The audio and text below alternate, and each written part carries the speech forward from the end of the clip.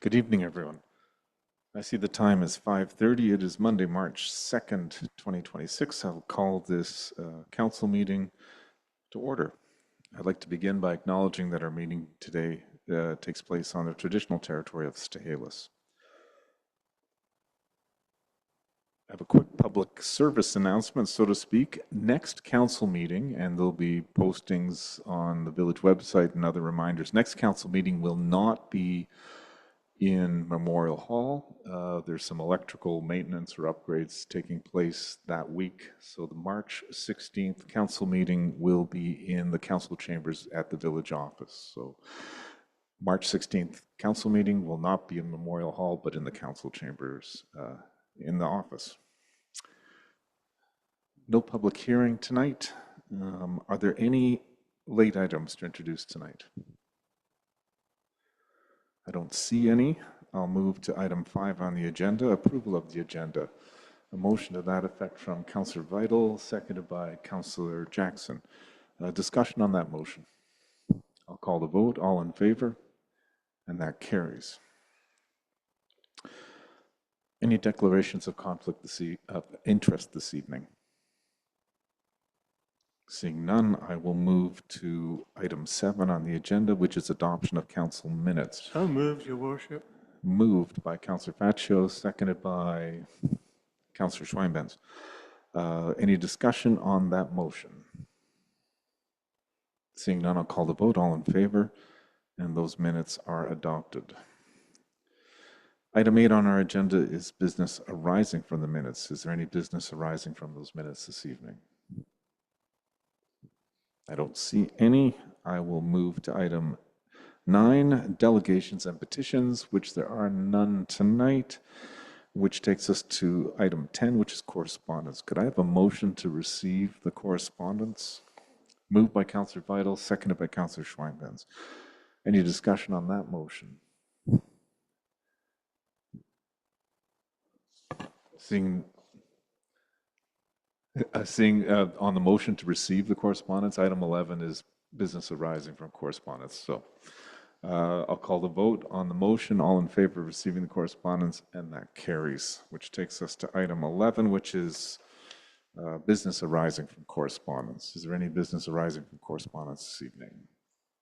Councillor Faccio. Thank you, Your Worship. Just like to bring forward page 37, the letter for tourism Harrison River Valley for a letter of support for the MRDT renewal application. I'll make a motion to that effect. Moved by Councillor Faccio, seconded by Councillor Schweinbenz. Any discussion on that motion? I think it's a good idea. We support that. All in favor of sending out such a letter, and that also carries. Is there any other business arising from correspondence this evening? Councillor Schweinbenz. Thank you, Mayor Talon. I'll just go over a couple of these. The first one on page 15 for Mr. Perez. It's a long-winded few pages. And for those who have read it, I think it's a good reminder of the stigma of mental health and the stigma of what's gone on with our young generation. And a reminder that it's important for municipal officials and politicians to remember that the social fabric and physical fabric of our communities is super important to keep everybody safe and happy. So I think that was a good reminder. The other one that I wanted to talk about is with regards to BCTS, the timber sales agreement. Once again, just like last year, I think it's a verbatim letter similar to the one that we received last year, in that they are sort of asking our blessing for their plan to do some more logging in our watershed. And I must say I'm kind of frustrated to see this, because I feel that we tried last year and failed in trying to get many answers from them and in trying to direct some of our concerns to them. And I don't feel that they were addressed, frankly, or even noticed.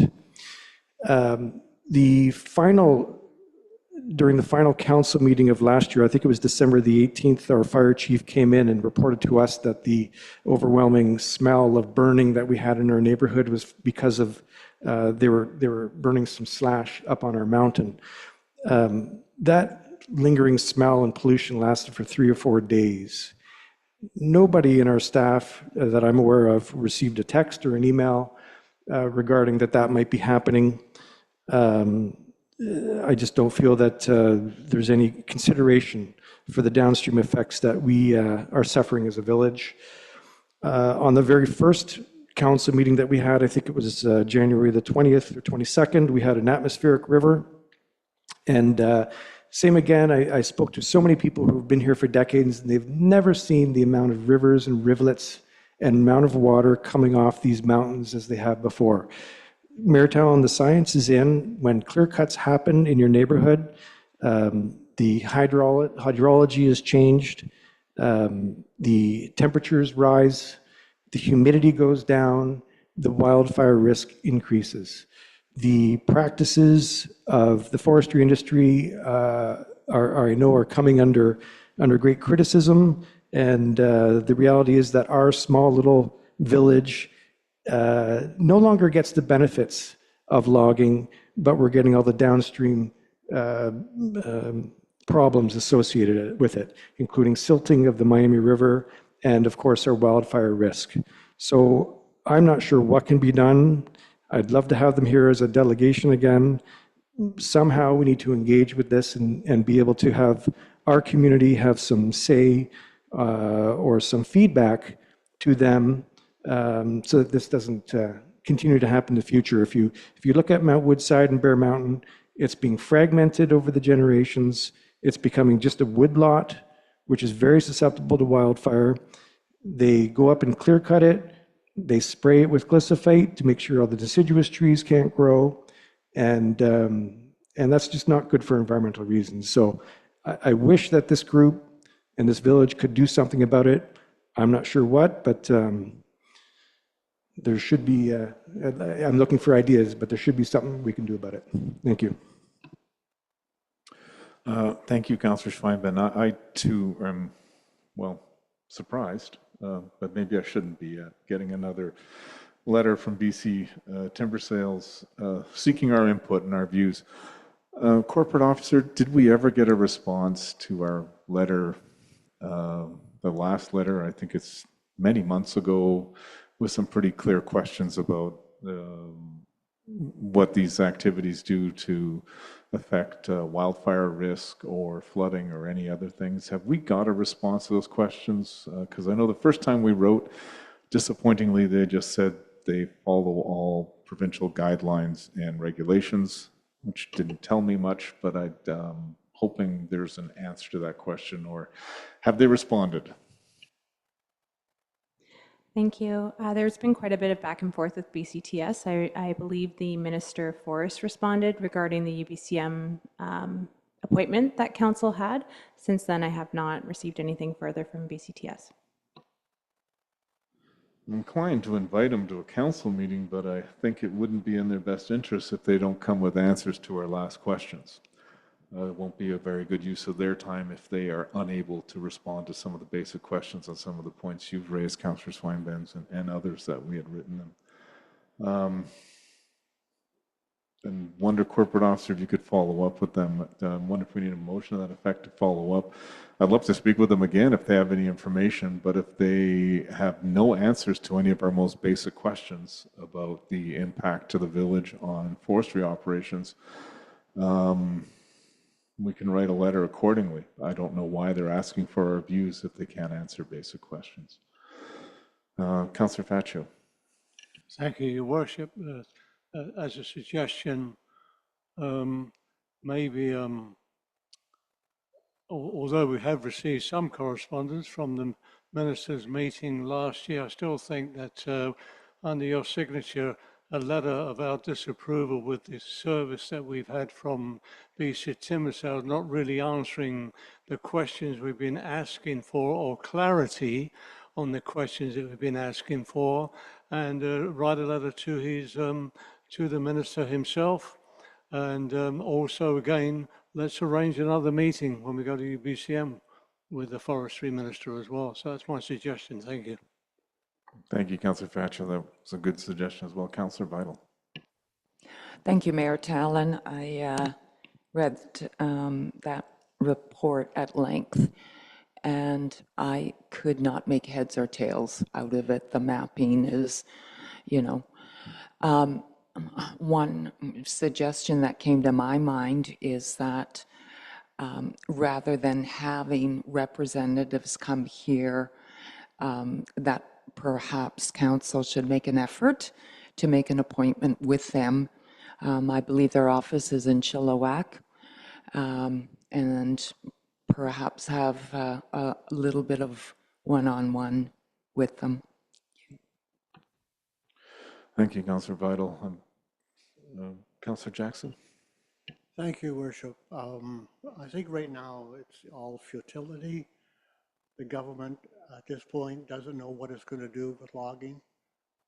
We all see mills are shutting down. I think we're kind of spinning our wheels right now. We're going to have to wait and see how they come out and develop a new forestry policy for the province.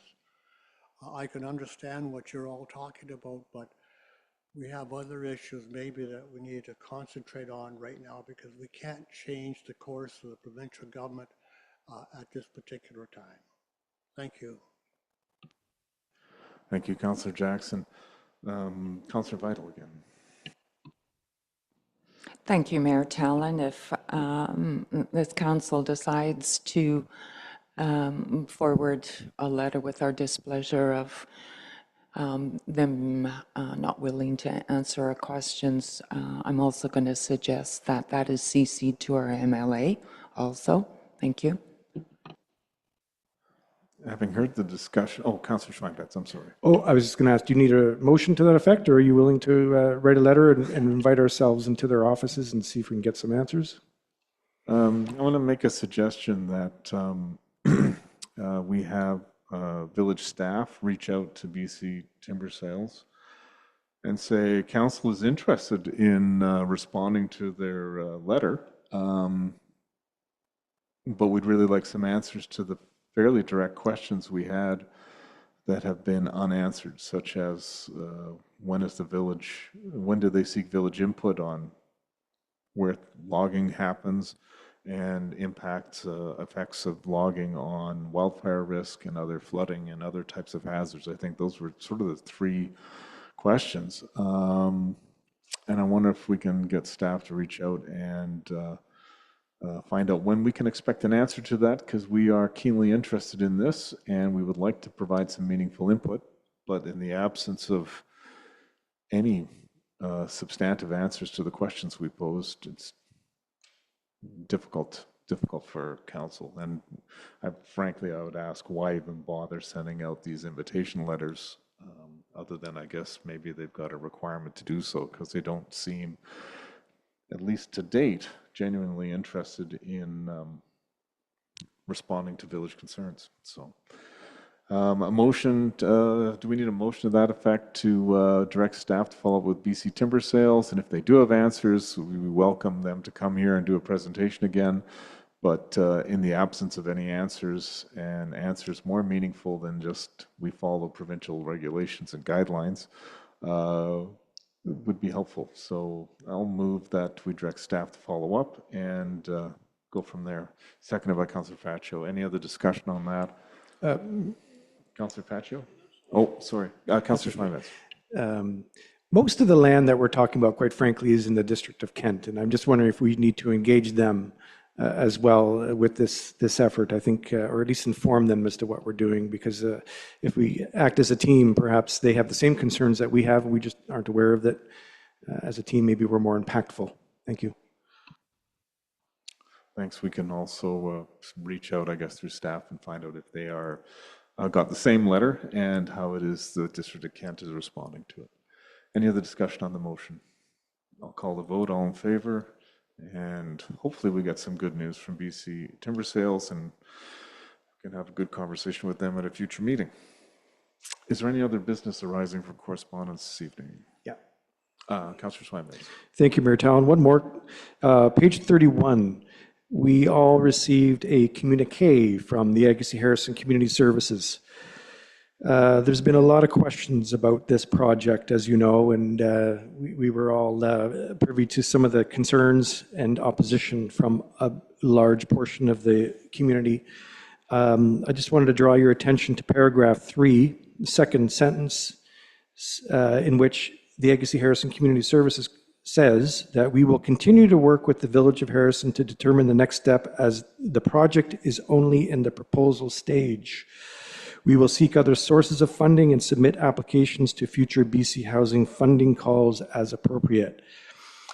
When I read this, I kind of thought that it leaves things hanging and leaves perhaps some opportunity for some anxiety in our community, who maybe many breathed a sigh of relief that this wasn't going to go through.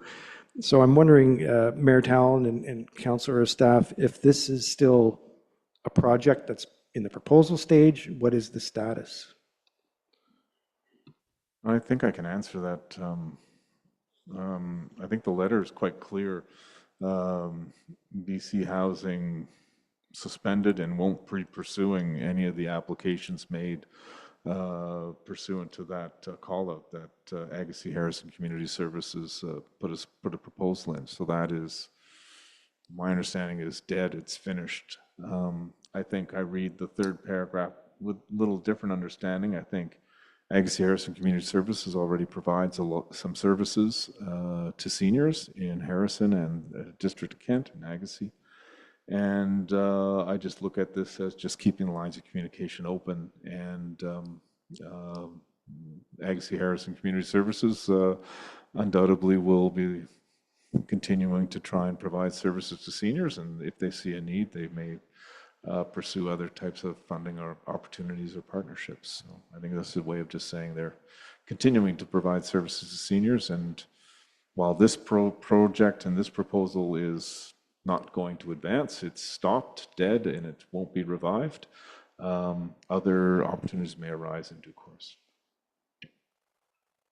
Okay, just to clarify then, any future project regarding this site or this proposal will be something new, something that a future council will deal with. This one is dead in the water, just to confirm. There's some ambiguity there. I just wanted to clarify that, that's all. Thank you.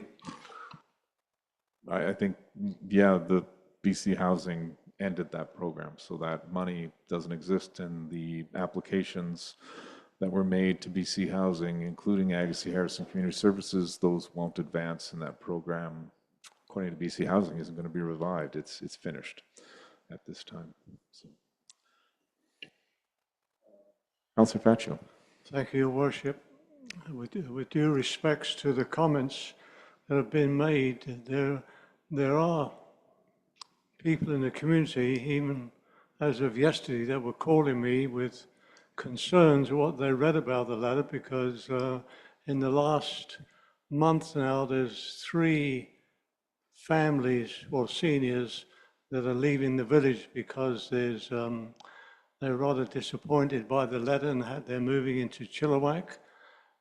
So I think there's still, I mean, obviously there was a group of people out there who I think at first didn't quite understand what the project was, and they thought it was something totally different to what the community services were hoping to bring into the community. So there is folks who would like to live in Harrison but downsize into something like that. And like the conversations we had in UBCM, they were rather surprised that Harrison, from what they read, wouldn't want a seniors complex in their community. So I think it's, as Councillor Swinburne says, probably going to be for another council to look into this. But there are folks in the community who still feel that they want to stay here and not move and downsize. So it's, you know, obviously the people were concerned, but there were the others on the other side who were only concerned because they were hoping that in 3 or 4 years' time they could stay in the village. Thank you. Thank you, Councillor Faccio. Councillor Just a quick word. Councillor Fascio, I agree with some of those comments. And I think we made some changes to our bylaws to allow for room for what you're talking about. And I would love to see something at a more appropriate scale to allow our citizens to stay here. So let's work together and try to seek something at a better scale that's more palatable to the greater community. So I agree. Thank you. Councillor Vital. Thank you, Mayor Tallon. I echo comments both from Councillor Schweinbetz and Councillor Facio. The way I read that particular paragraph and what we heard once the BC budget came down was that funding was being suspended. What will happen in the future if that will, what the province will once again look at creating some kind of a funding stream? We just don't know. So I think it would be futile at this point to pursue the project any further. I do strongly believe that we do need some kind of seniors housing here in Harrison. As long as I've been on council, there has been residents asking for it. So I hope that it's kind of not dead in the water to say, but I can't see moving forward with any kind of a proposal at this time until the province comes or makes some kind of declaration of a new funding stream. Thank you. All right. There's no other business arising for correspondence. I'll move to item 12 on the agenda, which is reports from councillors. Who'd like to start us off this evening? Councillor Vital. Thank you, Mayor Tallon. February 19th, I attended our Healthy Communities meeting. Couple of updates is that Fraser Health is currently monitoring the measles outbreak in the US and in Mexico, and do encourage our residents, if they have not been vaccinated, that encourage them to do so. There's a new initiative that's coming about. It's called Food Asset Mapping. And when it is completed, it will contain community food resources, such as local farm stands, local community gardens, local food banks, and facilities with kitchens for food preparation. It's still being developed, but once it is completed, it will be available on the Fraser Health website and also on the Earthwise site. February 19th, I attended the Lower Mainland Local Government Association Executive Board meeting. The program for our annual conference has been finalized, and it's been distributed to all member municipalities. And on February 23rd, I attended the first Small Communities Check-In. This was hosted by Aidan McLaren Co., who is our small community representative on UBCM Executive Board. He is a councillor in Nakusp. It was a very encouraging turnout.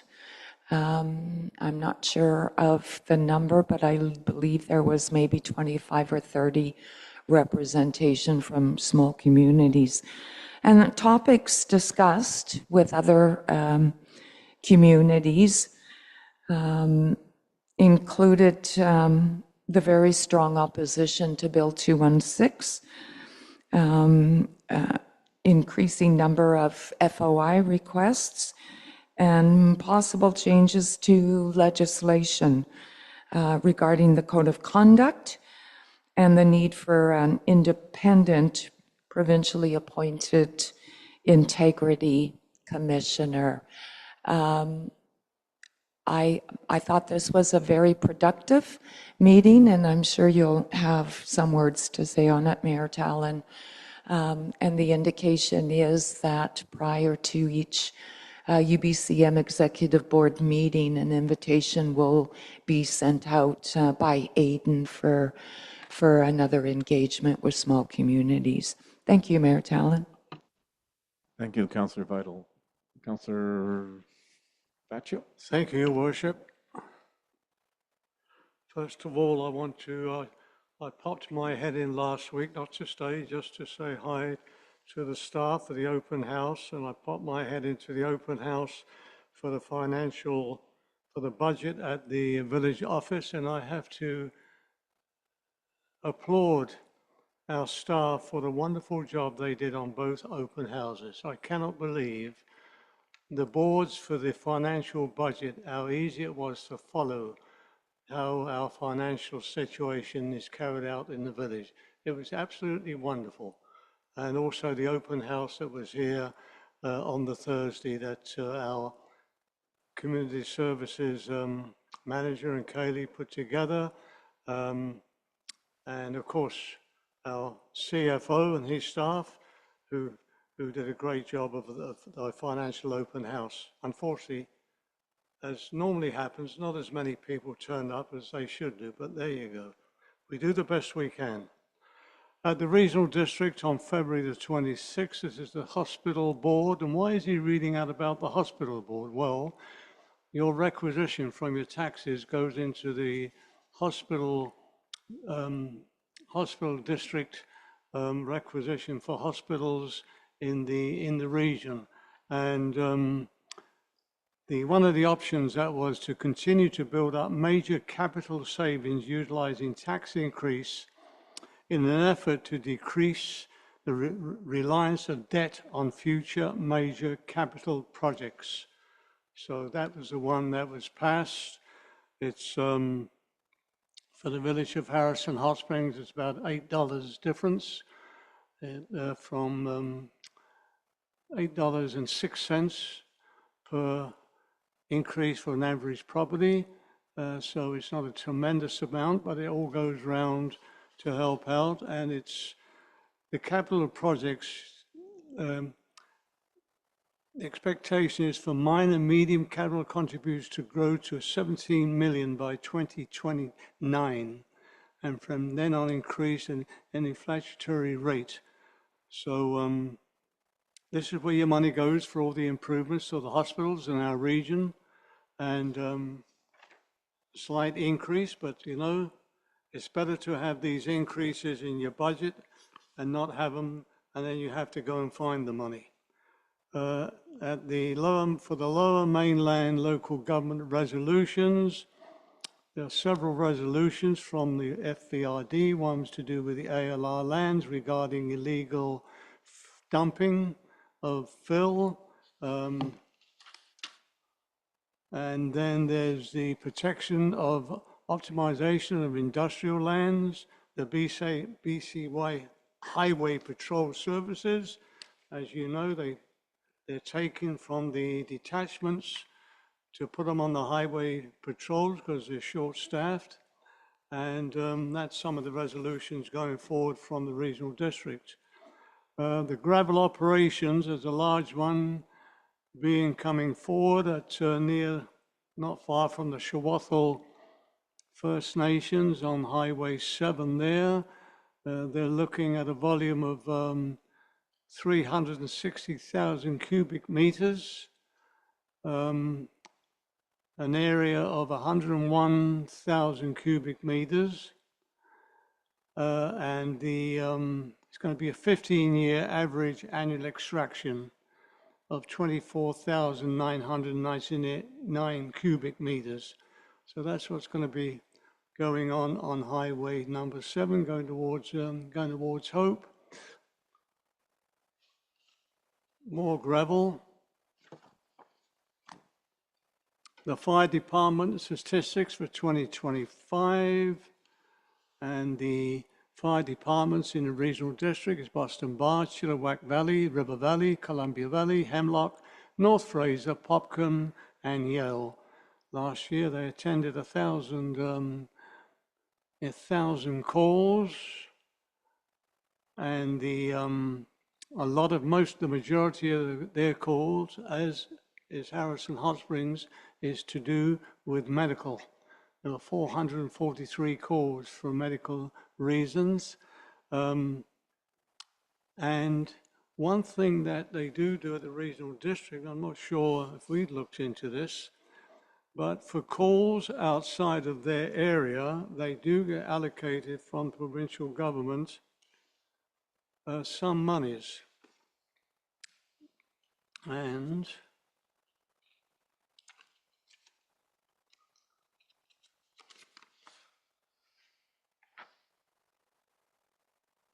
there's been an increase of approximately 17% total motor vehicle accidents and also the emergency. This comes through the Ministry of Emergency Management and Climate Readiness. Some of the FERD fire departments to respond to incidents that occur outside of their designated service area. On average, a department attends for an hour or less to an incident. The FERD is reimbursed at an average rate of $409, which is an increase over July 2025. So something maybe we can look into. And the last one, I did ask for an update on the East Sector Park. And as you know, earlier this year, there was some work being done. The annual tree work in the park involved 14 trees removed as a result of tree assessments which are conducted as per a park's inspection policy. We also had 7 hung-up limbs that were also removed, which were a result of storm damage. For the park usage in 2025, we recorded 16,347 users accessing the park from the Coombs Drive parking lot. August was our busiest month with 2,293 users, and December was the quietest month of the year with 776 detections. So that's an update. I know there've been some calls. I know a councillor called me regarding, had a call from some residents wondering what was going on in there. So that gives an update from the Parks Department, what happened in the East Section. That's the end of my report. Thank you, Your Worship. Thank you, Councillor Pacho. Interesting statistics on use of the East Sector lands. Yeah. Councillor Jackson. Thank you, Worship. I attended the Tourism Harrison, which we dealt with the MRDT, which is a letter on here, so that's all in progress. Communities in Bloom this year, a little advertisement for the sale of we have a seed sale through West Coast Seeds. Anybody interested, they can just, I guess, scan this little code right here. I don't know exactly how it works, but I'm sure that more people are technology more than myself. However, the beauty about this is 40% of the proceeds come back and go directly to the CIB activities. So it's a really, really good thing. So I encourage anybody, the birds are out, they're all over the place, the squirrels are out. It's time to get the seeds in the ground before the squirrels get them. And that's just a little bit of levity, Your Worship, and that's my report. Thank you, Councillor Jackson. Yeah, it's a perfect time to order seeds. So that's a great project. Hopefully a number of residents will take advantage of that. Councillor Schweinbans.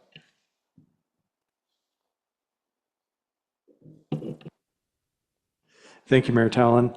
I attended the Agassiz Harrison Historical Society board meeting, and it was our financial year end and beginning of plans for 2026. And fantastic data here. They had 10,245 visitors last year, which is 31% year-over-year difference compared to last year. And 58,000 people viewed their content online. 2 years ago, they hired a terrific energetic creative manager named Maria Martins, and she's just doing a bang-up job with the whole facility and with the organization. In fact, we were closed in January, and the whole place has had a facelift, both inside and out. The whole thing has been repainted, and some of the exhibits have been reinstalled, and some new ones put in. Old ones, of course, it's history, so they're old. So it's fantastic. Todd Signs, our local sign builder, helped with some of the signage on the exterior. So thank you very much, Todd Signs. And volunteers in our community provided over 6,000 hours of volunteer time. And I'd like to highlight 5 of them. And if I could, corporate officer, if you could put these names in my minutes for this report. 5 local Harrison Hot Springs residents. The first one is Jean Hicks. Jean is in charge of fundraising, and you'll know Jean because she sells the beef raffle tickets every fall, and among many other fundraising things. And this is the first year that she sold every single ticket, and they raised over, I think it was over $15,000 because of that effort. So good job, Jean. Other volunteers, I want to name them. There's Dennis Hill, Maureen Wendt, Mark Ferrero, and Bruce Turner. We all probably know some of these names. They are involved in anything from archiving, visitor services, carpentry, exhibits, and a whole bunch of other things. So thank you to our local Harrison Hot Springs volunteers. I really appreciate that. But if staff and council and public out there have an opportunity, go see the changes to the museum. It's fantastic. And that's my report. Thank you. Thank you, Councillor Schweinbenz. I'll put that on my list of things to do, to look for the new historical displays at the museum there. Interesting. That takes us to item 13, report from myself as mayor. I attended a Festival Society board meeting on February 19th. A good meeting as the Festival Society is gearing up for their festival in the summer and finalizing, securing acts and performances and those things. I did come by the open house for the inclusivity, the idea, just for a few minutes, and I was happy that was carried on here in Memorial Hall the 19th as well. I, along with Councillor Vital, jumped in on the UBCM small community check-in. It was good that there's an opportunity for small communities like Harrison Hot Springs to connect with other communities and hear about the challenges they have, that essentially arise from limits on capacity being a small community, and the small communities could certainly hear the pressure from a number of people on the line, elected officials, dealing with mental health. And I think Councillor Swine-Benjamin mentioned the Tumba Bridge and the other correspondence we had, and working with the province and others to provide assistance and supports for people needing that, and just generally sort of how small communities need to, if they can, work together, but try and leverage those opportunities to lobby the province for things that will assist in multiple ways. On the 24th of February, I attended Agassiz Harrison Community Services Board meeting and was very happy and pleased to be present when our firefighters presented a check to the food bank. I think it was food bank for $5,000. This came out of their fundraising efforts from their gala in December and from their Firefighters Foundation. So very proud moment, and congratulations to our firefighters, Chief Janess and team, for really contributing in such a positive way to the community. And lastly, on the 26th of February, last week, Thursday, I chaired an age-friendly committee meeting, which was interesting, as they always are, and lots of enthusiasm from the members of that committee on getting out and doing lots of things. So that is my report for this evening. Which takes us to item 14, and 14A has, can I have a motion that the adopted minutes be received for information? Communities in Bloom Committee meeting minutes of January 22nd, So moved, Your 2026. Worship. Moved by Councillor Faccio, seconded by Councillor Jackson. Any discussion on that motion? I'll call the vote. All in favor, and that carries. And 14B, I turn this over to our corporate officer. Thank you. Yes, 14B is a report from the Committee of the Whole. At the February 17, 2026 Committee of the Whole meeting, the committee passed the following resolutions: that the existing barbecue zones remain as currently set out in Park Regulation Bylaw number 1150/2020, that staff be directed to research the cost of adding more barbecue pedestals and picnic tables in Rendell Park, that staff be directed to initiate a pilot project for 1 year to permit self-pedestal barbecues in the barbecue zones, and that staff also be directed to research methods of differentiating and limiting full-size barbecues. So the recommendation is that Council adopt the report of the Committee of the Whole. Moved by Councillor Vital, seconded by Councillor Jackson. Discussion on that motion. Seeing none, I'll call the vote. All in favor, and that carries. Takes us to item 15 on the agenda, and I think I'm turning this over to the Community Services Manager. Over to you. Thank you, Mayor Tallon. This report is just to provide a bit of an update to Council on the evacuation planning project and to highlight some upcoming opportunities for residents on the topic of emergency preparedness. The village previously secured $22,850 in grant funding through an application to UBCM's Community Emergency Preparedness Fund, Public Notification and Evacuation Route Planning. The intent of this funding stream is to support eligible applicants to develop evacuation route plans and/or public notification plans that provide information for local governments in the event of an emergency. In accordance with the village's purchasing and procurement policy, Red Dragon Consulting was selected as the project consultant. The District of Kent, who is the village's partner in its Kent-Harrison Joint Emergency Program, is also planning to create their own evacuation plan in 2026. Together, these plans will provide a regional picture of the evacuation processes and support the Emergency Program Committee and Kent-Harrison Search and Rescue in their planning and training exercises. Red Dragon initiated this project in the fall of 2025 and completed their portion of the work in early 2026. Research was conducted and previous evacuation zone maps that were created by Kent-Harrison Search and Rescue were referenced and considered in the project maps. A community engagement page was hosted on Get Into It Harrison, which included project information and a feedback survey to gauge emergency preparedness levels and evacuation sentiment amongst our residents. A community engagement session was hosted to showcase the evacuation maps, provide information on the evacuation process, and gain feedback from the residents on any of their concerns. The village's management team did a comprehensive review with Red Dragon Consulting of the toolkits, zone maps, and processes that would be involved. This project scope did not include any work on secondary evacuation routes. It was strictly to provide clarity and information on utilizing the single egress route and how to strategically manage an evacuation. The village will be submitting the operational toolkits, which were created by the consultant, to UBCM as part of the grant funding requirements.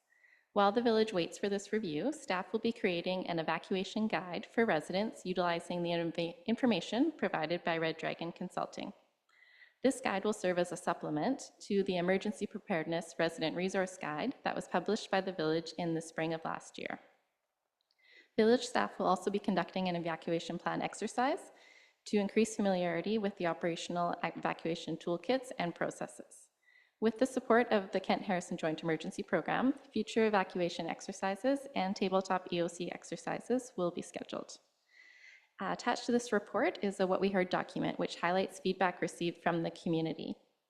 Based off of this, the village will be hosting a series of emergency preparedness events. This is going to be a new approach that we're testing out, and we're going to be hosting some lunch and learn opportunities to allow dedicated time with residents to support them in taking the steps required to enhance their own levels of personal preparedness and a sort of a dedicated opportunity to learn more about various programs. Once the dates for these are finalized, registration will open, and this will be announced on the village website, Facebook page, and our notice boards.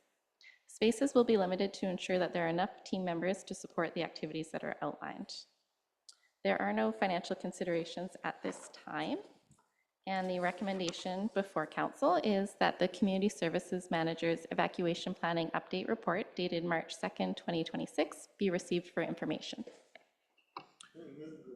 Moved by Councillor Faccio, seconded by Councillor Schweinbenz. Discussion on the motion. Councillor Faccio. Yes, thank you, Your Worship.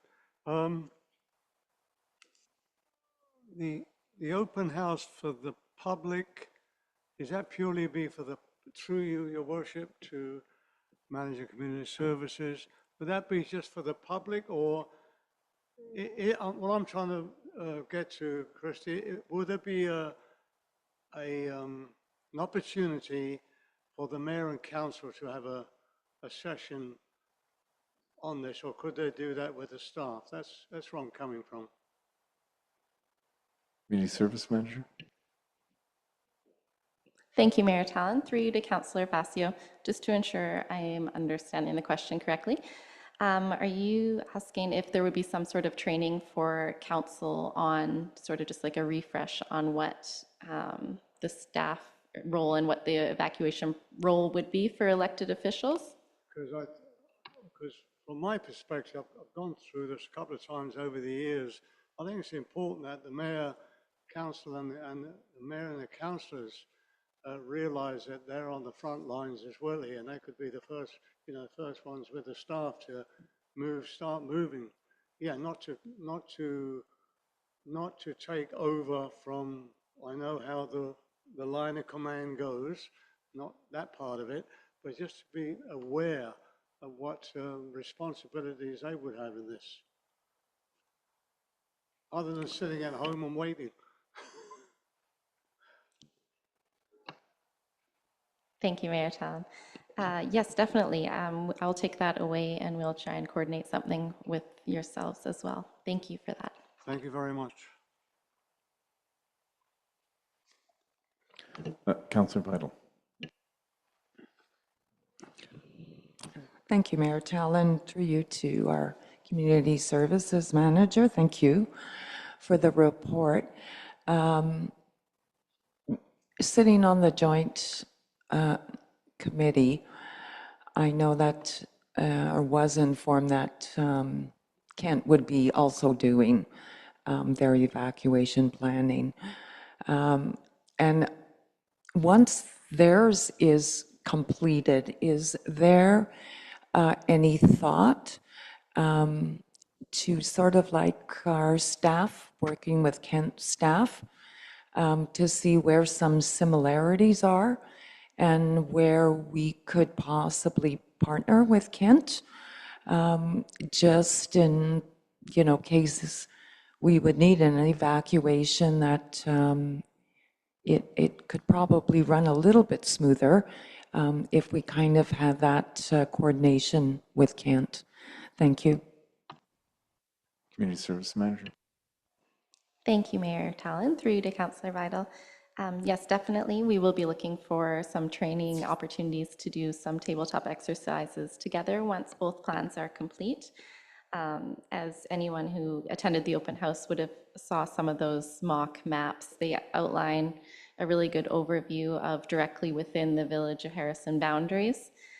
However, it's a short distance and then we enter into the District of Kent. So having their plan done as well will be very beneficial, as a bit more of, it'll give us the opportunity to give clearer direction to our residents about where they're going to go once they sort of hit that McPherson Road point a little bit too, as well as coordinating some of our resources on traffic control and things like that. Thank you. Thank you, Community Service Manager. Councillor Schweinbenz. Thank you, Mayor Tallon. I, like most of us, I think I attended the open house, and I think it was very well attended. There was definitely concern about this topic, and I'm really looking forward to a robust tabletop exercise and planning session that we'll have with District of Kent, as Councillor Vidal has mentioned. One of the concerns I have, and it's mentioned in here, but I don't think we have any steps to address it, is how are we going to ambulate the people who can't drive, some can't ambulate themselves and get out of here into cars. We're going to need support from BC Ambulance Services and other services. So I think probably those answers will come in the tabletop exercise. So hopefully very soon we can have that exercise and involve our fire department, because I think they'll be widely used as in this process as well. So not sure if the one's planned already, or is it happening this spring, do you think? Is a tabletop exercise, maybe I'll turn to our CAO. I know there was one last spring, an initial one that much was learned and much experience gained. Is there additional ones in the works? Thank you very much, Your Worship. So the next step for these documents is to get sent back to UBCM for them to have a look. And then once they've completed that review, we have our fire chief scheduled to do a review as well. And we're also doing looking at, Councillor Swineben spoke to the traffic management. We're looking at our staff beyond the fire department. See if we can train them up to the standard that need to be that we need to meet for the an evacuation. And so our next step is to do a tabletop exercise. We don't have anything in stone. We'll want to have the consultant with us to ensure that we're using the toolkits appropriately, and will involve whoever needs to be involved. If it's going to be a dual or multi-agency evacuation exercise, then we may need to wait a little bit longer, because I don't think the District of Kent has theirs complete yet, and I think they're planning on having it this year. But certainly, we'll be reviewing them as we have through management and at the staff level, but the actual mock evaluation or evacuation is still unplanned, but will be coming in the near future. Thank you, CAO Cook. Councillor Sorry, Swinburne. Mayor, one other quick one, and more of a suggestion. On page 56, session number 2 is the Alertable and BC Services app, and apparently a third of the people in Harrison have that on their phones. And maybe it's just a technological thing, and you mentioned that you're going to do a lunch and learn and how to put those apps on their phones. Perhaps that's something that citizens can come in anytime and drop in, maybe visit with Tyler or Vivian, and those folks can help citizens put this app on their phone, because people need help with that technology. Just a suggestion. Sorry, go ahead. I think the lunch and learn is a great idea. The more information people have, residents have on evacuation and emergency preparedness generally, I think it's good. Hopefully, I'm hoping, and I'll make a statement saying I'm hoping residents are encouraged to try and take the lunch and learn opportunities and get informed. And the more informed people are, presumably the better prepared they can be for that. And yeah, if you have questions, those lunch and learn opportunities sound like a good place to ask them and hopefully get some clear answers. Anything else? Councillor Patrick. Just a quick comment, Your Worship.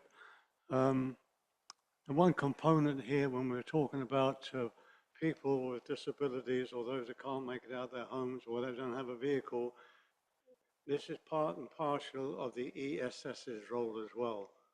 ESS is a major component of the evacuation emergency. So they come into that very big.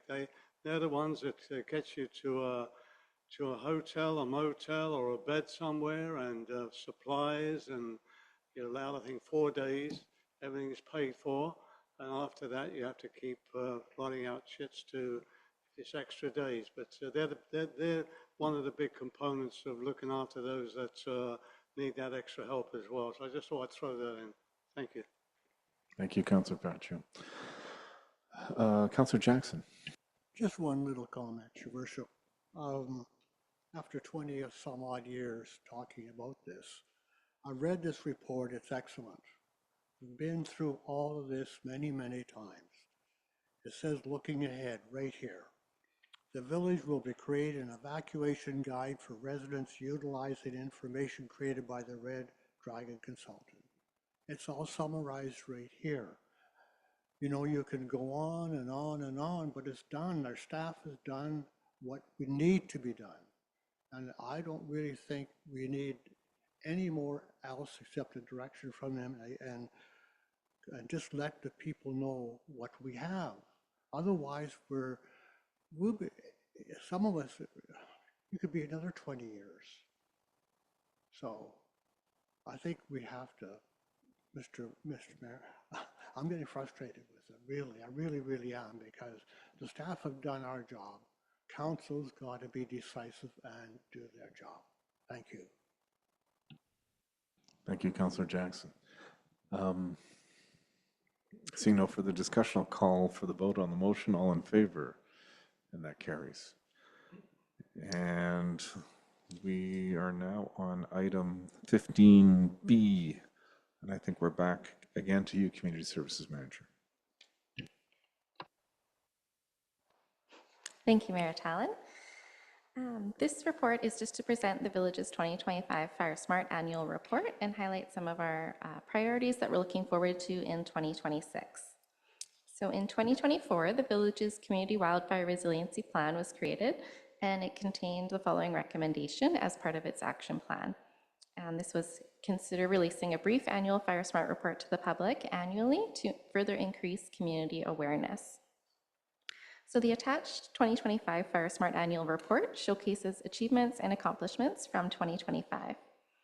Fire Smart standards are implemented to decrease the likelihood of losses from wildfire events and are based on foundational scientific evidence.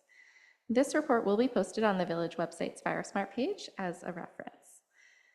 Some priorities and planned projects for 2026 include the continuance of home ignition zone assessments for residents who are interested in having these done. We will be purchasing additional equipment for the fire department's structure protection unit trailer. We will have some additional training for fire department members. And we are conducting a number of vegetation management projects, including out here at Memorial Hall, to improve the resiliency of this Emergency Support Services, or ESS site. And we will also have some opportunities for residential vegetation management through green waste services. So just under the financial considerations portion, the Village was successful in its 2025 Fire Smart application request for $400,000 over 2 years. This funding program is administered by UBCM, who recently announced uncertainties surrounding future funding and changes to the program. The Village's approved request is not impacted, but at this time it is uncertain if there will be additional funding available in future years. UBCM has communicated to Premier David Eby the importance of renewing the Fire Smart Community Funding and Supports Program and is encouraging local governments and First Nations that depend on these grants to speak out. There are 2 recommendations before Council: that the Community Services Manager's 2025 Fire Smart Annual Report be received for information, and that Council directs staff to send a letter to Premier David Eby indicating the importance of the continuation of the Fire Smart Community Funding and Supports Program. Who moves, Your Worship? Moved by Councillor Faccio, seconded by Councillor Swinemans. Any discussion on that? I think there's huge value in the Fire Smart program, and I have no issues with encouraging the Premier to continue the program. Anyone else comment on that? Well, if not, I'll call the vote. All in favor, and that carries.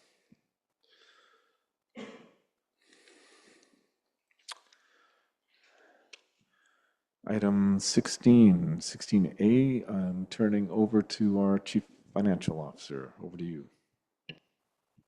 Thank you, Mayor Tallon. I'm here tonight to provide Council with a summary of the public engagement results of the 2026-2030 financial plan, and then ultimately we'll be looking for a third reading tonight.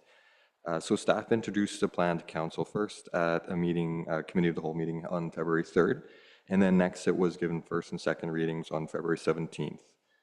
From there, that brought us to recently here, where we had a full-day budget open house at the Village office on February 24th. So since you've seen the plan last, there are a couple of small little changes. One was that we added the amortization figures in for that matched the year-end ones. It's just a in and out entry. There's no tangible changes to the plan, as well as we put the latest and greatest 2025 actual numbers in here. So we'll be looking for a third reading as amended ultimately. There were several ways the public was able to engage with us this year. We did some improvements, I believe, and lots of information was online, and the public was able to do a survey since January 9th. There was opportunities to contact the village office through email or phone, in person, anytime, and through the budget open house process. So attached to this report is kind of a what we heard report. There was no, as of the date of this report, there was no official feedback received on this financial plan, but we did receive some really good broader feedback on what's important to citizens, and that will absolutely be very valuable in shaping future plans. So we appreciate everybody that provided some feedback. So ultimately, we'll be looking for the 2026 to 2030 financial plan bylaw to be given third reading as amended, but council may wish to open the floor at this time to give the public one last chance to provide feedback. Thank you, CFO Schultz. Is there anyone in the hall tonight that would like to make a comment on the budget as it's presented? Is there anyone online that wishes to make a comment concerning the budget?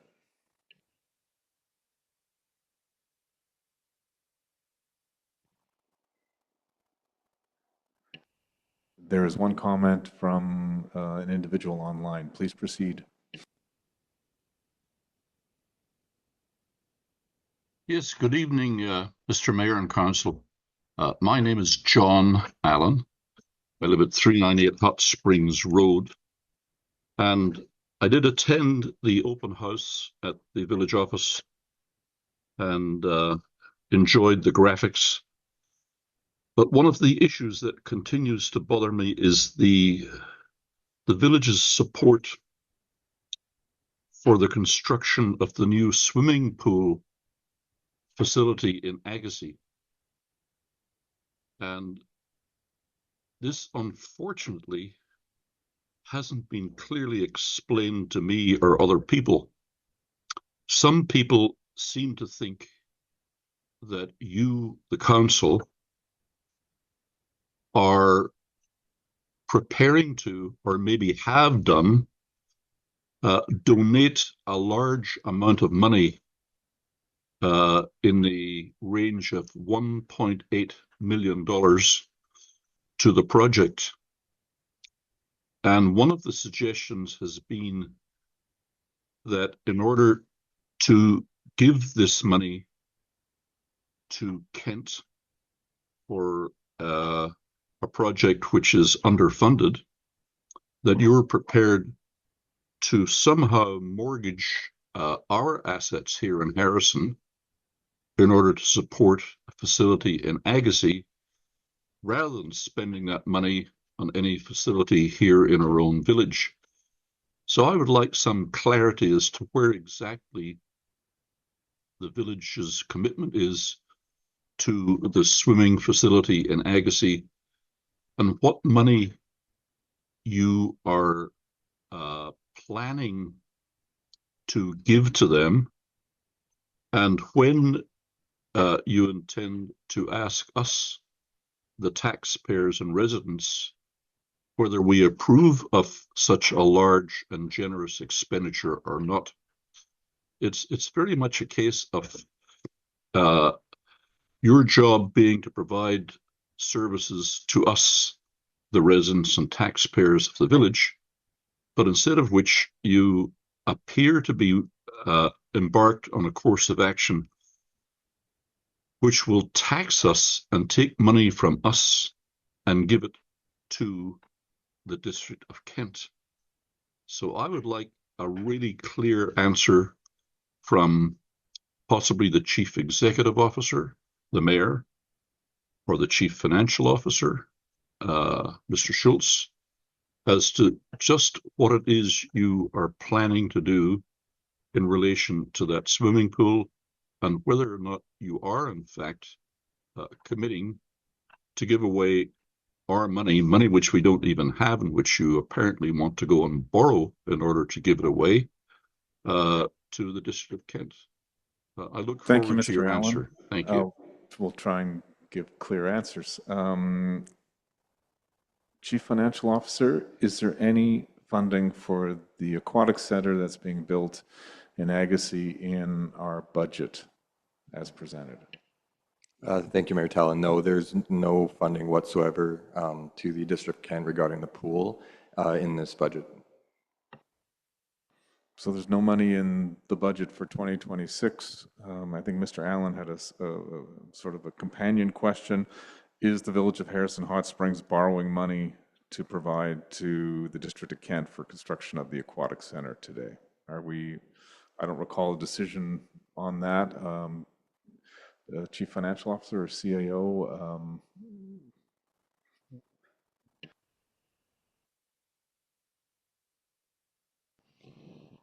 Thank you very much, Your Worship.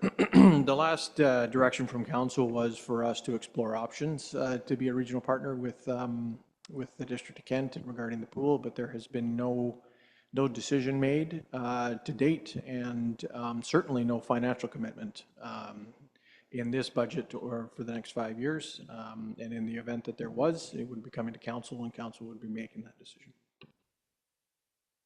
Okay, so what I understand is there is no funding for the District of Kent for the Aquatic Center in our 2026 budget, and staff continues to explore partnership, regional partnership arrangement with the District of Kent, but no decisions have been made because those explorations are still in progress. I think that answers that question. Any other questions from anyone in the hall or online? Does that cover it? I'm seeing no, so I'll close the floor to questions concerning our 2026 budget and financial plan. Back to you, Chief Financial Officer. Thank you, Your Worship. So staff would be recommending at this time that the 2026 to 2030 financial plan bylaw number 1237, 2026 be given third reading as amended. Thank you. Moves, Your Worship. I heard moved from Councillor Jackson out of my left ear first, and I think I'll credit Councillor Faccio for seconding in that. Discussion on the motion. Councillor Swinbanks. Thank you, Mayor Tallon. We went by line on all these items already a month ago and on a couple of different occasions in the public had, but at 2 o'clock this afternoon, I still had a couple of niggly things bothering me that I needed to discuss with Mr. Schultz. And I think I've got my answers, but I just wanted to share with council what they were. And the first one's a minor one, if you will, or the smaller one, and that is on page 4 of the, the fire department, page 2, Mr. Schultz, at the bottom of page 2, you've got the total fire department budget at $285,000, which is an uptick. I think they'll be very happy with that. But then you have an additional capital funding for the fire department of $95,000 on page 5. Do you want to? Thank you. CFO, I think you know the question already, but I think it'd benefit all of us to hear the answer. So over to you. Thank you. Thank you, Your Worship. Through to Councillor Schweinbenz. Yeah, there are 2 capital items identified in 2026 for the fire department equipment. One is a budget of $50,000 for the structure protection unit trailer outfitting. So this will be the 2nd year of that, and that's covered by the Fire Smart grant. And then there's $45,000 for the next gen 911 equipment. So that'll kind of allow our fire department to get some new electronics, and that will assist them in future calls. And that's also covered by a provincial grant. Thank you, CFO. Thank you, Mayor Tallon. And one other quick one. Over the last couple of weeks, I've been reading about some of these municipalities that haven't managed their budget properly. And I look at these things as these budgets as sort of a household budget. You've got to keep the plumbing going, you've got to keep the water flowing, the grass cut, and you've got to make sure you have enough money in the bank to fix the roof in 15 years, if you will. And I think our staff and I think our CFO has done a fantastic job in balancing the needs of our community. But I was concerned about infrastructure. And I think that this council is going to be presented with a pretty big price list, a pretty big list of infrastructure items that need to be looked after in the next decade, if you will, from a director of engineering.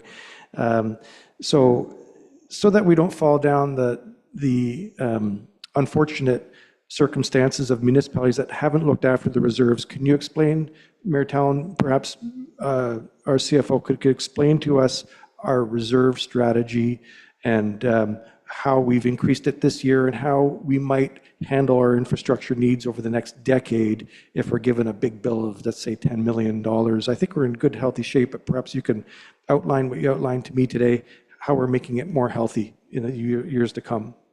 Thank you. Thank you, Councillor Schweinmans. I'll turn it over to our CFO, who knows all these things. But I do recall that this council did, for the utilities, the water and sewer, did have an 8% increase this current year, and I think 8% for the following year. And I think some of the rationale at the time was that those increases would help boost or bolster the reserve funds. But CFO Schultz, you know these more at your fingertips there. Over to you. Thank you, Mayor Talon.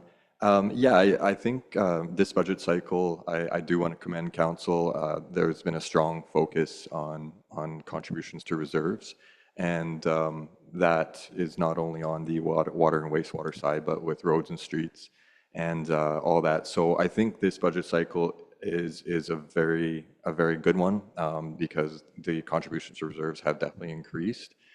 Of course, the more the better, never enough. But I'll just throw some numbers. And we've seen this in the presentation before, but about $770,000 worth of general contributions to the general reserves, and $330,000 to water, and another $310,000 to wastewater. So that is definitely impactful. Obviously, we'll be looking to keep increasing those as time goes on. But again, I think council's done a wonderful job this year of pushing that contribution. Thank you, CFO. If I could summarize, there's no recommendation from you that we need to reconsider past decisions on the 8% or that we had for this year, and those are helping, and those will compound year after year. Okay, Councillor Schweinmans. Thank you, Mayor Talon. And just to build on that, I was very grateful to see, I asked for a status of our current reserves, and CFO handed me a list, and we're in really good shape. Thanks to some really prudent management over the next few years, over the last couple of years and moving forward. We have over $8 million in reserves. Has to be allocated to different things, but I think we're in really healthy shape for our infrastructure needs in the next decade. So thank you.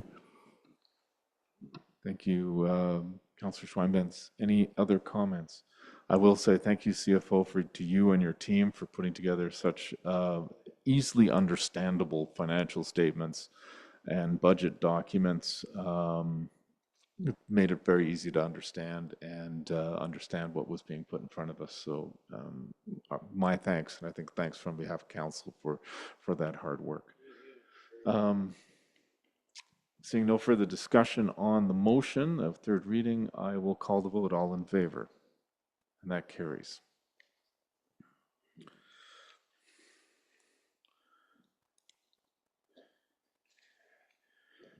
And 16B is Fire Services Bylaw. Is this you, Corporate Officer? Thank you. Yes. So before council this evening is the Fire Services Bylaw recommended for adoption.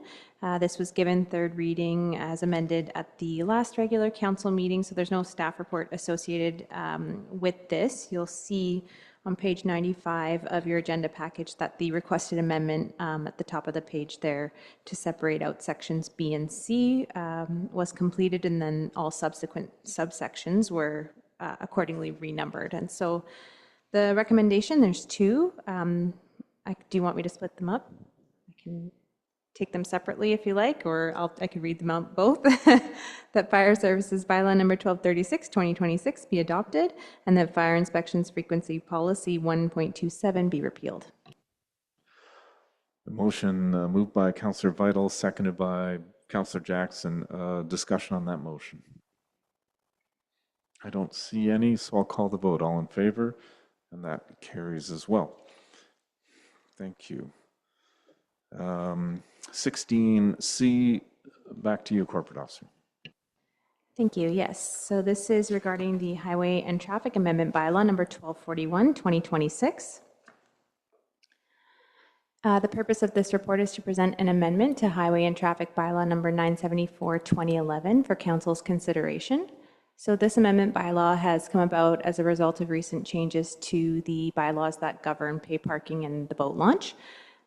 This bylaw also seeks to address some other housekeeping matters set out in the original bylaw. So page 102 of the agenda package provides a summary of the updates. Since the bylaw was originally adopted in 2011, there are now more current terms such as accessible parking stalls. We no longer have the title of engineer, it's director of operations, so those were changed throughout. The amendment also updates the existing bylaw to reflect a 2022 council motion to change the speed limit to 40 kilometers on all village streets. So that was a bit of a source of confusion with the wording of the bylaw. We're incorporating the highway use permit fee into the miscellaneous fee bylaw, and then also making it clear that the director of operations has the ability to establish loading zones, commercial loading zones, passenger zones, accessible stalls, etc. There's an addition for halls for the exclusive use of, for example, the Village Health Center or here at Memorial Hall when groups are renting. And then there were a few other provisions in Section 27 that caused some confusion for bylaw enforcement, so those were amended. And then, of course, removing any references that conflict with the new pay parking and the boat launch bylaws. As it's been noted previously as well, there's going to be some forthcoming updates to the bylaw notice enforcement bylaw offense table as a result of several different bylaws, so those will be incorporated if this bylaw is adopted as well. And so the first recommendation this evening is that Highway and Traffic Amendment Bylaw number 1241, 2026 be introduced and given first reading. Moved by Councillor Vital. Seconded by Councillor Swinemans. I'll call the vote. All in favor? And that receives first reading. Second motion, Corporate Officer. Thank you. So there's a few options if council would like to make amendments. So the first option there is just to give second reading. Alternatively, if there's amendments, it would be second reading with the following amendments.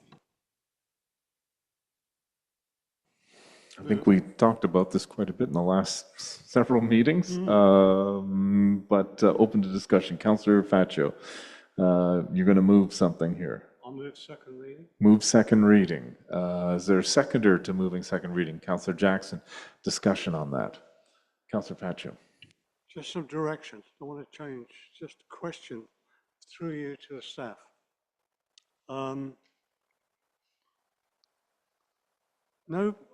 Page 117, C, no person shall park any unattached utility trailer, boat trailer, recreation trailer on any street. This is going to be very difficult on the weekends and long weekends when they do park on the streets in that regard. There's not enough room. I'm only referring, not during the week is fine, but weekends and long weekends. As we all know, they're either on Lillooet Avenue or down Eagle Street, wherever they can find a spot where if everything else is full. So I'm not sure, I'm only asking, I want any direction on that. Thank you, Councillor Faccio. Unattached trailers, Corporate Officer. Thank you. Yes, so that's in the existing bylaw. That's part of the existing highway and traffic bylaw. It's most often ticketed when vehicles parked on a residential street for a very long time and it's not attached to a vehicle. Sorry, a trailer or a boat trailer or a fifth wheel. Those types of things are not attached to a trailer. Often what we see on busy weekends is trailers attached to a vehicle. Okay. Yeah. Great. And on page 118B, where the time limit for parking in the stall has expired and the person requires further parking, the person may park their vehicle in another stall located minimum of 250 meters from the stall, occupy the same stall 2 hours after vacating that stall. Will there be some, now this will be more in reference to block 1 where it's a short-term parking. Will there be a sign to let, it seems a bit of a, how to try and enforce this. I'm not, thank you, through you. Good question. Yeah, when I read this on the weekend, I went, oh, I didn't realize that. 250 meters, corporate officer. Thank you. Through you to Councillor Facio. Yes, that's a very good question. So this is to prevent any loopholes for the free 15-minute parking. So in front of like Muddy Waters or a couple of places like that to prevent people from just going to the next one over. So this is a bit of a difficult one to enforce. Get out there with the measuring tape, I suppose. But it is a bit of an effort to prevent some loopholes, I suppose. Thank you. And the last one, Your Worship, is page 116. Where a highway or portion of a highway subject to parking regulation or designation with a time limit. It's the same type of thing here. I'm just asking, that's another one that's going to be very difficult to enforce. It's just enforcement I'm referring to, nothing else. Corporate officer. Thank you. Yes, that is to enforce the 48 hours without movement section. It is difficult, but it does prevent people from just kind of moving a vehicle that they can't park on their own property to, certain areas around their property. So yes, a bit of another loophole one. Thank you very much. Councillor Vital, and I see your hand as well, Councillor Swinbanks, but Councillor Vital first. Thank you, Mayor Talon. Through you to staff, I want to talk about horses.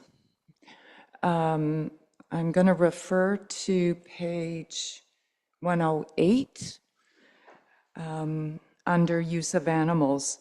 A person riding an animal or driving an animal-drawn vehicle upon the highway has all the rights and is subject to all the duties of that a driver of a vehicle has under this bylaw.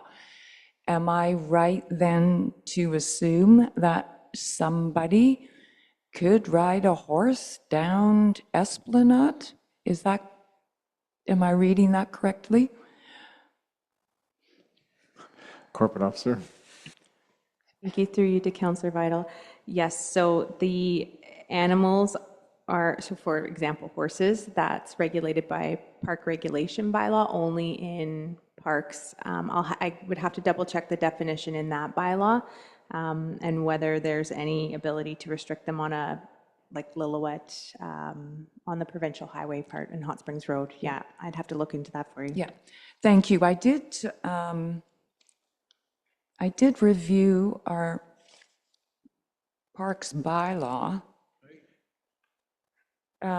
And it is under section 21 of our park regulations bylaw. And it states, no person shall ride or drive any horse in, upon, or through any public areas, parks, boulevards, or beaches. But it doesn't appear to be any mention of highways at all. So just bringing it to Council's attention. Also, page 112, section 20. No person shall on any highway or sidewalk leave any horse or other animal without the horse or animal being tethered in a manner so as to prevent it from running away or from moving onto the highway in any way, or from obstructing any portion of the highway or the sidewalk. So I'm reading that as meaning if somebody wanted to ride a horse down Hot Springs Road and they wanted to get off the horse, they would have to secure the horse or have it tethered somewhere. Am I reading that correctly? Corporate Officer, over to you. Thank you. Yes, through you to Councillor Vital. Yeah, so it looks like here they need to tie or fasten the horse, but they can't do so in a way that's obstructing any portion of the highway or sidewalk, as well as public space in the highway, or sorry, in the park regulation bylaw. Public space includes sidewalks, so they kind of contradict one another. We have some other amendments coming to the park regulation bylaw. Okay. To date, it's not been much of, we've had one instance in the last couple of years, and that one was a little bit more clear. The horses were actually on the lagoon pathway, which is more clearly prohibited by that one, but yes, it's a little unclear in this one as well. Yeah, I'm not asking for an amendment at all. I just wanted to point it out that perhaps when we, come to looking at the parks bylaw, then it's something that we could discuss further then. Thank you, Mayor Talon. Thank you, Councillor Vital. Councillor Schweinbenz, I know you had a question earlier. Oh, thank you. Yeah, just one quick question. It was before my time on council. Are we changing some of the streets to 40 from 50 kilometers an hour, Mayor Talon? Through you to. I'm pretty sure I know the answer to this question, but I'll let staff answer it. Corporate Officer? Thank you. Yes. So we're not making any changes. It's 40 kilometers where there is no posted speed, which was already informally done as part of a 2022 council resolution. So it just created some confusion when we would try to refer to the bylaw, and it wasn't saying the same thing as the resolution. Yes, Thank you for telling me. I had there no are idea. signs, Yeah. several that say 40 kilometers an hour. I know there's some on McCombs and Eagle, I believe, and a little friendly reminder to tell you how fast you're going and if you're 40 or less by the bridge as well. Okay, I've got to be careful. One other quick question, Mayor Talon, and that is, I think we discussed about a month ago a new policy, which we didn't adopt, regarding scooters and e-bikes and that sort of thing. Well, once we get your report, will we be able to then update this again in the future? Corporate Officer?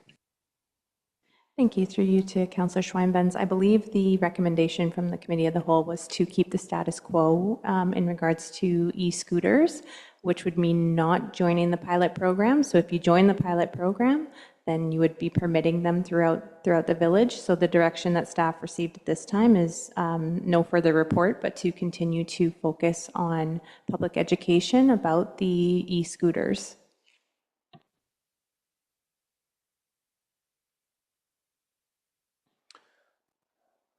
I don't see any further comments or questions. I'll call the vote on second reading. All in favor? Thank you.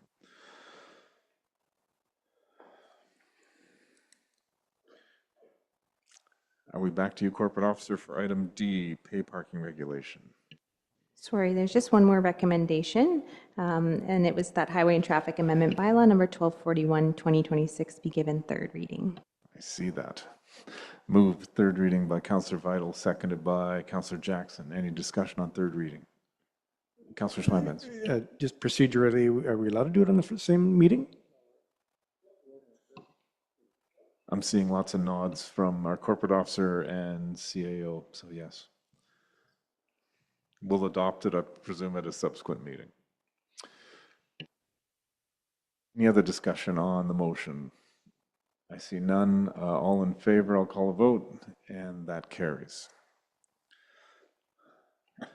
Now we're on to item D, which is pay parking regulations. Back to you, Corporate Officer. Thank you. Yes, page 123 of the agenda package contains the most recent version of the pay parking bylaw, which was discussed by council at the last meeting. Just as a refresher, a couple amendments were made to not include the overflow parking lot. So you'll see that on schedules A and B. There's no reference to that area. And as well, the resident pay parking pass is available Monday through Sunday for a fee of $75. So the current version reflects those changes, and so the recommendation is that pay parking regulation bylaw number 1239, 2026 be adopted. Your worship. Moved by Councillor Faccio, seconded by Councillor Vital. Any discussion on that motion? Councillor Vital. Thank you, Mayor Tallon. Through you to staff. Just on the very last page, 134, I have gotten a couple of questions from residents regarding boat launch parking. So I just want clarification that under pass type, additional day parking pass is $15. And just for clarity, that would be for boaters who wanted to access cabins on Echo Island or on the east side of the lake, that they could purchase an additional day pass for, if they were going to go up and, spend a week at their cabin, then that is available to them. Am I correct? I just want to be able to give the correct information back to residents. Thank you. Corporate Officer. Thank you. Yes, through you to Councillor Vital. Yeah, that was the intent of that one. It could be that there are people who are staying several days and maybe they're staying elsewhere in town, but they need the additional parking pass. The fee was set with the intent of trying to ensure that people make use of that space instead of parking elsewhere in the village with their boat trailers and vehicles. Yeah. Thank you. That's helpful. Councillor Schweinbein. Thank you, Mayor Tallon. Just a comment. There's been a lot of comment about some of the things we're changing and are not changing, and some controversy about the Citizens Pass.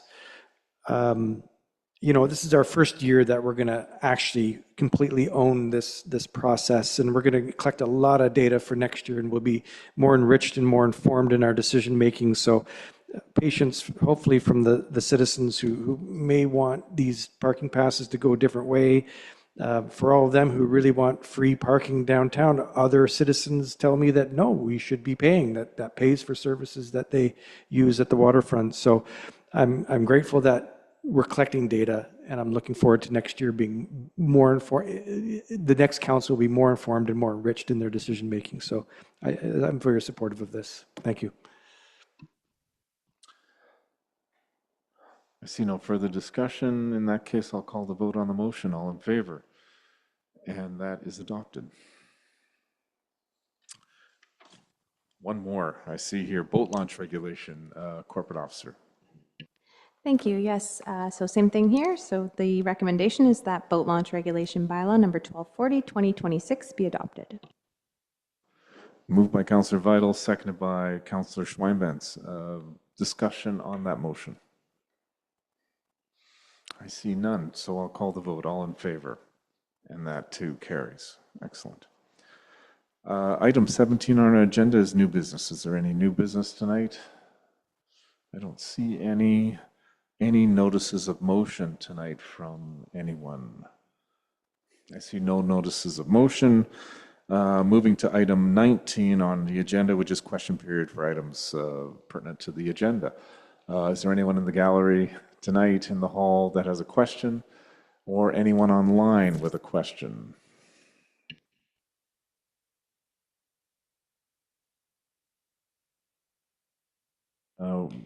One question from Mr. Allen. Please proceed. Thank you, Mr. Mayor.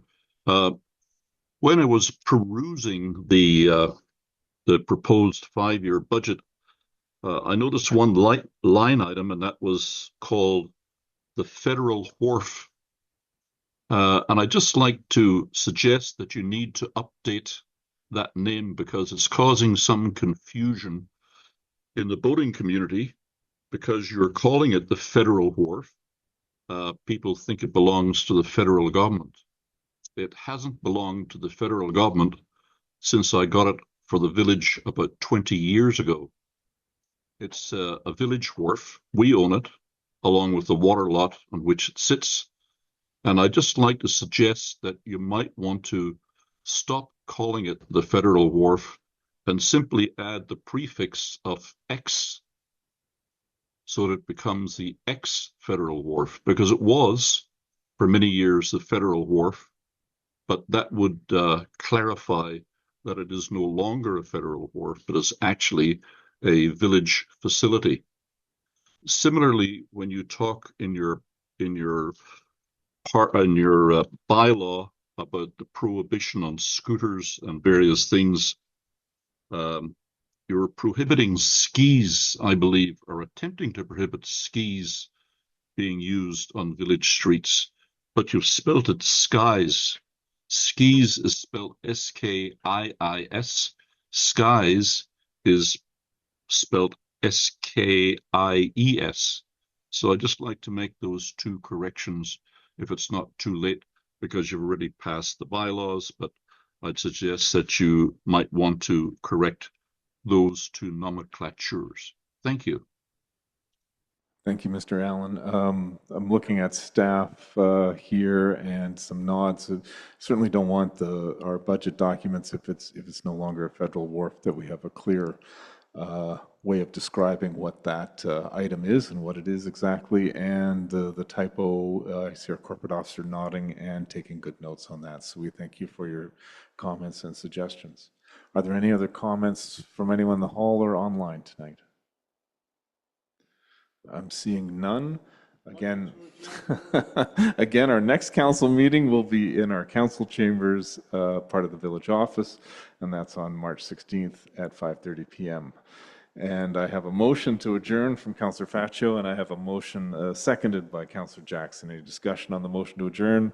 All in favor of adjourning, and we are adjourned. Thank you all, everybody.